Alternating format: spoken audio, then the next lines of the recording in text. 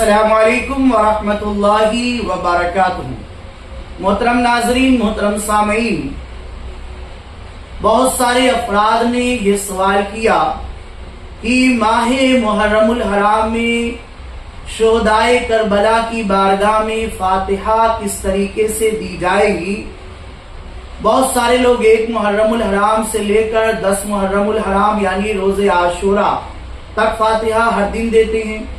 بہت سارے لوگ 7 محرم الحرام سے لے کر 10 تک دیتے ہیں،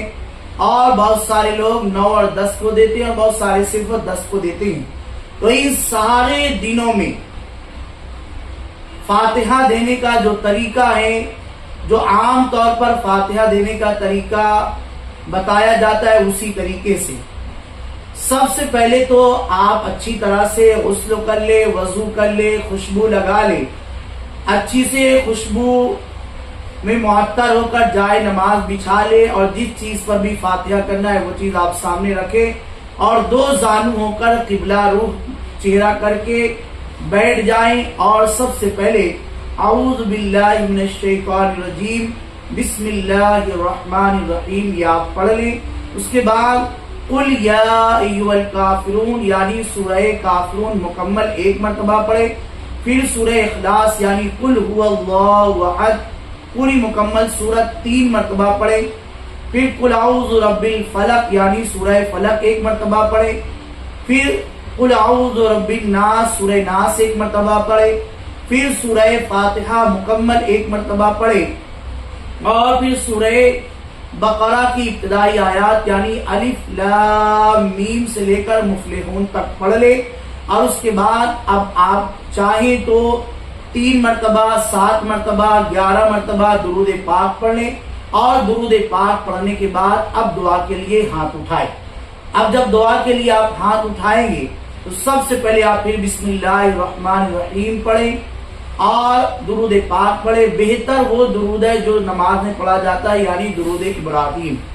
درود پاک پڑھنے کے بعد آپ پڑھیں اللہم ربنا آتنا فی الدنیا حسنۃ وفی الآخرۃ حسنۃ وقنا عذاب النار۔ اب اتنا پڑھنے کے بعد جب آپ دعا کے لیے ہاتھ اٹھا دیے، اب جو مکمل دعا کا طریقہ ہے وہ سنتے جائیے، اس طریقے سے دعا کرنا ہے۔ یا اللہ یا رحمان یا رحیم دل مارا کن مستقیم بحق ایاک نعبد و ایاک نستعین ملکہ بادشاہ بندہ نوازا بے نیازا الہ العالمین مالک و مولا۔ جو کچھ قرآن پاک کی تلاوت کی گئی، سورہ اخلاص، سورہ فاتحہ، سورہ فلق، سورہ ناس، اور ذکر و اذکار کیا گیا، قرآن پاک کی تلاوت ہوئی، درود پاک کی تلاوت ہوئی، کلمہ طیبہ وغیرہ جو بھی پڑھا گیا، مولا کریم اس میں اگر کوئی غلطی ہوئی تو اپنے حبیب صلی اللہ علیہ وسلم کے صدقے معاف فرما، جو صحیح پڑھا گیا اسے اور یہاں پر جو ہم نے حاضر کیا ہے اپنی بارگاہ کرم میں قبول فرما۔ اب ان اعمال کا ثواب جو حاضر ہے نظر و نیاز اور جو پڑھا گیا، سب سے پہلے حضور صلی اللہ علیہ وسلم کی بارگاہ کرم میں پیش کرتے ہیں، مولا قبول فرما۔ حضور صلی اللہ علیہ وسلم کے وسیلے سے تمام انبیاء کرام، تمام رسولان اعظام علیہم الصلاۃ والسلام کی ارواح کی نظر کرتے ہیں، مولا قبول فرما۔ اور اس کے بعد اب حضور صلی اللہ علیہ وسلم کے اہل بیت اطہار، پنجتن پاک، مولا علی کرم اللہ تعالی وجہ الکریم، بی بی سیدہ فاطمہ الزہرا رضی اللہ تعالی عنہا، امام حسن مجتبی رضی اللہ تعالی عنہ، امام حسین رضی اللہ تعالی عنہ، یہ پنجتن پاک اہل بیت اطہار کی بارگاہ میں پیش کرتے ہیں۔ پھر خلفائے راشدین، تمام صحابہ، تمام صحابیات، ازواج مطہرات، تابعین، طب تابعین، ائمہ دین، ائمہ مجتہدین، صلحاء، فقہاء، شہدائے عالم اسلام، علماء کرام، پیران نظام، مفتیان نظام، اولیاء کاملین، تمام مومنین و مومنات، تمام مسلمین و مسلمات، اہل ایمان کی نظر کرتے ہیں، مولا قبول فرما۔ اتنا کرنے کے بعد اب آپ اگر اپنے گھر کے مرحومین کو بھی شامل کرنا چاہتے ہیں تو یا اللہ ہمارے گھر میں جو ہمارے دادی ہے، دادا ہے، نانا ہے، نانی ہے، والد ہے، والدہ ہے، بھائی ہے، رشتہ دار ہے، پڑوسی ہے، دوست و احباب ہے، اساتذہ ہے، ان کے ناموں کو شامل کریں، اللہ ان کی بارگاہ میں پیش کرتے ہیں، قبول فرما۔ کروٹ کرو نے جنت کی بہاریں عطا فرما۔ اگر اسے جانے انجانے میں کچھ گناہ ہو گئے ہوں گے تو مولا انہیں معاف فرما اور ان کی بے حساب مغفرت فرما، ان کے درجات بلند فرما، ان کی مغفرت فرما اور ان کی شفاعت،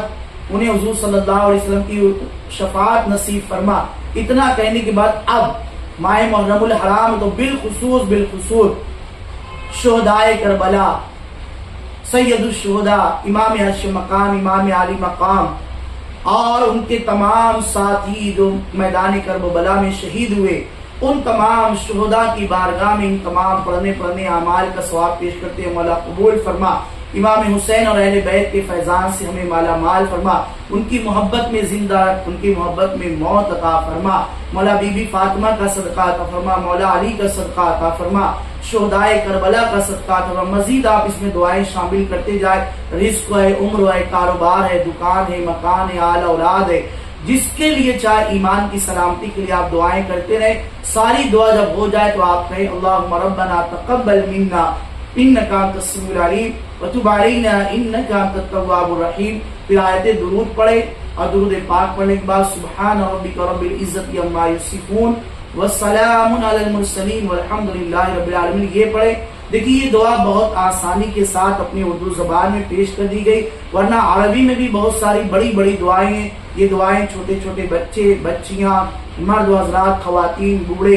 سب اسے سن کر یاد کر لیں اور اسے کرنے کی کوشش کریں۔ یہ سید الشہداء امام عرش مقام، امام علی مقام کی شہادت کی